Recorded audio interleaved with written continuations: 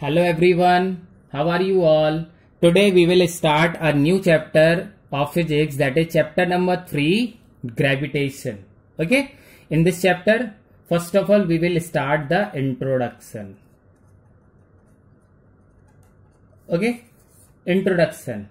As we have studied what we have studied, उसको हम जो जोड़ेंगे, क्योंकि देखो हम चैप्टर नंबर 1 पढ़ा मोशन, चैप्टर नंबर 2 पढ़ा force and laws of motion, मतलब वो भी उसी से रिलेटेड था। आपने देखा था कि मोशन की 3 इक्वेशन थी, वो हमने चैप्टर नंबर 2 में भी दोबारा से पढ़ी है और न्यूमेरिकल्स में हम यूज भी कर रहे हैं।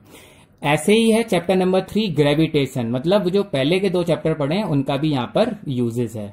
ठीक है, मतलब ये तीनों एक दूसरे से रिलेटेड है। चैप्टर नंबर 3 भी चैप्टर नंबर 1 और 2 से रिलेटेड है। ठीक है, तो हम पढ़े क्या है अब तक? सो वी हैव स्टडीड, क्या पढ़ा है हमने कि a force is always required okay to produce a motion. ये बात हम जानते हैं कि कोई object, if the object is placed on the surface, so it will not move until an external force is applied on it. It is the law of inertia, first law of motion था ये, है ना। ये बात हमें पता है कि जब तक इस पर हम फोर्स अप्लाई नहीं करेंगे ये ऑब्जेक्ट अपने आप नहीं मूव करेगा। So a force is always required, हमेशा एक फोर्स की जरूरत होती है किसी भी ऑब्जेक्ट के अंदर मोशन प्रोड्यूस करने के लिए। ठीक है, एक बात। And we also know if a stone falls from a height, अगर हम कोई इस पत्थर को ऊंची हाइट से 3 मंजिल से 4 मंजिल से और 100 मीटर से 200 मीटर ऊंचे से फेंकेंगे, it always comes towards the earth, so it falls towards earth. ठीक है, देखो बात समझना, पहले हमें यह भी पता है कि a force is always required to produce a motion. ठीक है, और हम ये भी जानते हैं कि अगर हम ऊपर से एक पत्थर को फेंकेंगे it always comes down towards the earth. तो इस पत्थर के अंदर का जो मोशन है कहीं ना कहीं किसी ना किसी फोर्स की वजह से आया होगा, बिना फोर्स के तो कोई मोशन हो नहीं सकता है। समझ रहे हैं आप बात को? ये पत्थर ऊपर से नीचे की तरफ मूव कर रहा है, तो this motion is just because of some force. तो ठीक है, क्या हुआ? So the motion produce in the stone, okay, in the stone downward direction, जो फोर्स जिस वजह से ये जो स्टोन नीचे डाउनवर्ड डायरेक्शन में आ रहा है, the motion produce in the stone downward direction, ये बताता है कि that a force is acting on the stone. कोई ना कोई एक फोर्स उस स्टोन पर एक्ट कर रहा है, बिना फोर्स के we could not move a object. A force is always required to produce a motion. तो अगर ये ऑब्जेक्ट नीचे की तरफ मूव कर रहा है, इसका मतलब कोई ना कोई force is acting on the object. Okay, so ये this force okay of attraction, ये जो फोर्स है जिसकी वजह से वो पत्थर अर्थ की तरफ अट्रैक्ट हो रहा है, अर्थ की तरफ डाउनवर्ड मूव हो रहा है, गिर रहा है, अर्थ के ऊपर गिर रहा है, this force of attraction is exerted, कौन लगा रहा है? By the earth. ठीक है, this force of attraction exerted by the earth, मतलब अर्थ एक उसके ऊपर फोर्स लगा रही है जिसकी वजह से वो अर्थ की तरफ मूव कर रहा था। ठीक है, this force of attraction exerted on by the earth on the falling stone is called, falling stone और एनी ऑब्जेक्ट, मतलब अभी जो हम क्वेश्चन लगा रहे थे कि ये फोर्स, कोई ना कोई फोर्स तो लग रहा है, तो वो कौन कौन लगा रहा है? अर्थ लगा रही है। ठीक है, and this force is called, this force of attraction exerted by the earth on the falling stone or any object is called gravity. क्या बोलते हैं इस फोर्स ऑफ अट्रैक्शन को? ग्रेविटी. ये है चैप्टर ग्रेविटेशन. समझ में आई बात? तो कोई भी ऑब्जेक्ट ऊपर से नीचे की तरफ गिर रहा है, रेन हो रही है ना, अब ये पढ़ते हैं, ठीक है? तो नाउ लिसन. सो अ इंग्लिश साइंटिस्ट, कौन? Ishaq Newton. Okay, English scientist Isaac Newton discovered the gravity of Earth. ठीक है, इन्होंने बताया कि जब ये एप्पल के ट्री के नीचे बैठे थे, ऐसे बैठे हुए थे, एक एप्पल नीचे गिरा. इन्होंने सोचा कि ये एप्पल नीचे ही क्यों गिरा और किधर किसी एनी अदर डायरेक्शन में क्यों नहीं गया. तब इन्होंने रिसर्च की, बहुत सारे प्रॉब्लम सॉल्व किए, उसके बाद सॉल्यूशन निकाला कि it is just because of the force of attraction by earth that is called gravity. So gravity is discovered by Newton. Okay, understand? ठीक है. Now finally what is the definition? The force with which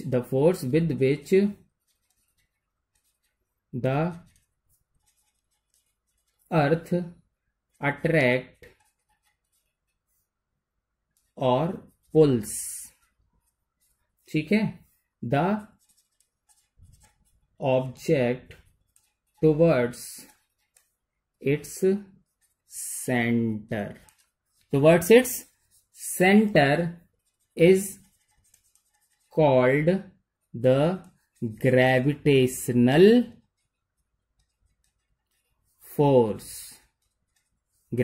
force या फिर gravity. ठीक है. and the phenomena means the process of having this, or the process, and the phenomena of happening is called gravity. Okay, the gravitational force of earth are called gravity. ठीक है, and that is called gravitation. This phenomena is called gravitation. ठीक, समझ आया? फिर से समझेंगे कि अब तक हमने यही पढ़ा कि कोई भी ऑब्जेक्ट बिना फोर्स के मूव नहीं करता है. यस. फिर अगर कोई ऑब्जेक्ट ऊपर से नीचे की तरफ गिर रहा है, इसका मतलब उसके ऊपर कोई फोर्स लग रहा है. यस. तो वो फोर्स कौन लगा रहा है? अर्थ लगा रही है. तो उस फोर्स को क्या बोलते हैं? Force of attraction of earth, that is called gravity, and that is also known as gravitational force. ठीक है. And this phenomena of happening this is called gravitation. इसलिए इस चैप्टर का नाम है ग्रेविटेशन. ये पढ़ रहे हैं हम चैप्टर में. ठीक है. Now okay, what is the effect of gravitation? What are the applications? Gravitation की वजह से सिर्फ पत्थर ही नीचे गिरता है या और भी कुछ होता है? सिर्फ पत्थर ही नीचे आता है या और कुछ भी होता है? तो पहली बात, when you are throwing something upward after reaching a certain height it comes back. ठीक है, due to gravitation. ठीक है. कोई भी चीज कितनी भी तेजी से ऊपर फेंक दीजिए, एक निश्चित हाइट पर जाने के बाद वो चीज वापस नीचे जरूर आएगी. It is what? Due to gravitation. ठीक है. तो every object falls towards earth. पहली बात, ग्रेविटेशन की वजह से हर ऑब्जेक्ट अर्थ की तरफ गिरता है. Number 2, rainfall. ठीक है, falling to the earth surface, ये भी ग्रेविटेशन की वजह से ही तो हुआ. ठीक है. तीसरा, होल्डिंग एटमॉस्फेयर. जो अर्थ के चारों तरफ जो एटमॉस्फेयर है, it is to be hold just because of gravity of earth और ग्रेविटेशन। ठीक है, तो holding atmosphere around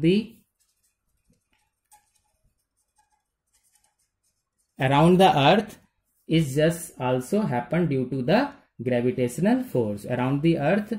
Okay, happened due to the gravitational force. Gravitational force को क्या बोलते हैं? दूसरा वर्ड छोटा, ग्रेविटी। ठीक है। Fourth, cause of tides. ठीक है, जो समुद्र में टाइड्स, हाई टाइड्स और लो टाइड्स आते हैं, हम डिटेल में पढ़ेंगे बाद में, लेकिन आज हम ये पढ़ रहे हैं कि ये सारी चीजें किस वजह से होती हैं? जस्ट बिकॉज ऑफ ग्रेविटेशन या फिर ग्रेविटेशनल फोर्स या फिर ग्रेविटी, एक ही बात है। ठीक है, ये फॉर्मेशन ऑफ टाइड्स, ठीक है, ये also this all these are happen just because of gravitational force of earth. ठीक है, जस्ट बिकॉज ऑफ ग्रेविटी, ये सारी चीजें ग्रेविटी की वजह से होती हैं। ठीक है, okay. Now the next is, listen very carefully. In our first chapter number 1 we have studied to move an object. हमने चैप्टर 1 में क्या पढ़ा था? To move an object. Okay, uniform circular motion याद है? चलो, चैप्टर 1 में we have studied about कि when a object is moving in a circular path, it is just because of a force acting on it, that is centripetal force. ठीक है, और मैंने आपको एग्जांपल भी बताया था कि जब कोई स्टोन एक धागे में बंधा हुआ है, आप उसको अगर सर्कुलर पाथ में घुमाना चाहेंगे तो you have to put some force, आपको अपने हाथ से एक फोर्स उस पर लगाना पड़ेगा। ठीक है, just because of that force the object moves in a circular path. ठीक है, जो आप फोर्स लगा रहे हो उस फोर्स को बोलते हैं सेंट्रीपीटल फोर्स। ठीक है, so to make an object moves, okay, to move an object around a circular path. ठीक है, a force is required. Okay, a force is acting on the object, the force is required, called centripetal force.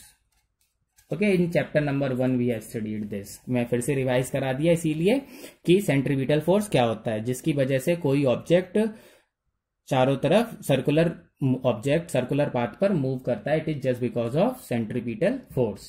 ठीक है, now think about the situations like the moon revolving around the earth, okay, or sun or the planets revolving around the sun. ये जो दो condition है, the moon revolving around earth, ठीक है, अर्थ के चारों तरफ मून, ठीक है, ये क्या है?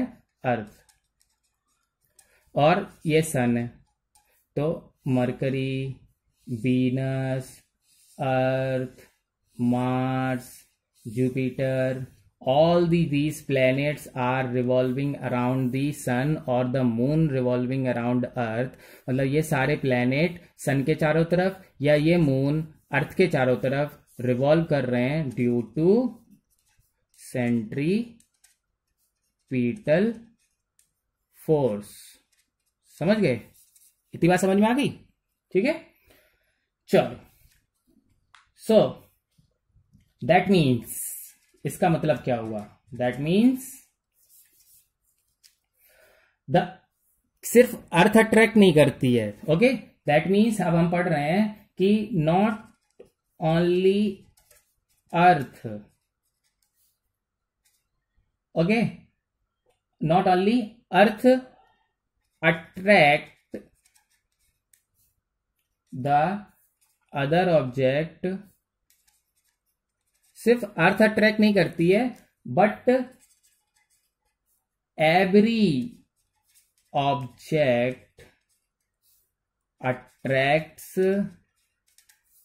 Each other.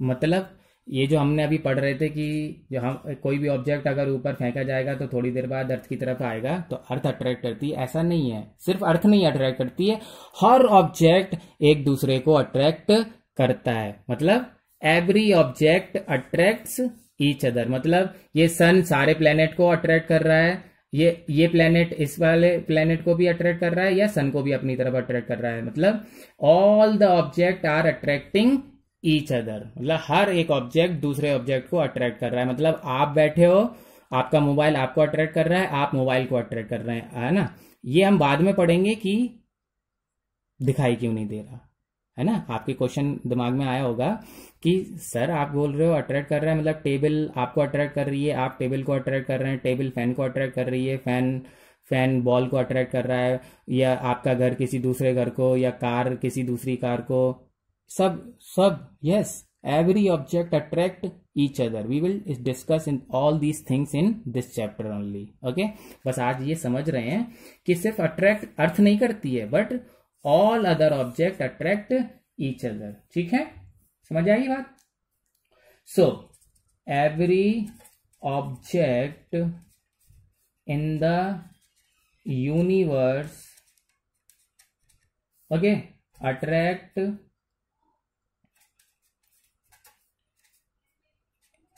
every other object, okay, with a certain force। एक निश्चित फोर्स है जिसकी वजह से एक दूसरे को, यूनिवर्स के अंदर हर ऑब्जेक्ट किसी दूसरे ऑब्जेक्ट को अट्रैक्ट कर रहा है एक निश्चित फोर्स से। ठीक है, and phenomena, this whole phenomena of attraction each other, है ना, the phenomena of attraction, ठीक है, is called gravitation। अंडरस्टैंड, मतलब समझ गए। तो यूनिवर्स के अंदर जितने भी चीजें हैं, तो यूनिवर्स में तो हमारी अर्थ भी आती है, और अर्थ के ऊपर जितनी भी सारी चीजें हैं सब उसके अंदर ही आते हैं। So all the object attract any other object by a certain force, and this phenomena of attraction is called gravitation. So आज हमने पढ़ा ग्रेविटी और ग्रेविटेशन। किसने डिस्कवर्ड किया? न्यूटन ने। Okay, and what are the applications? तो raining, है ना, every object falls towards the earth, formation of tides, holding of atmosphere, it is just all of due to gravitation. ठीक है, okay, revise the topic. Thank you.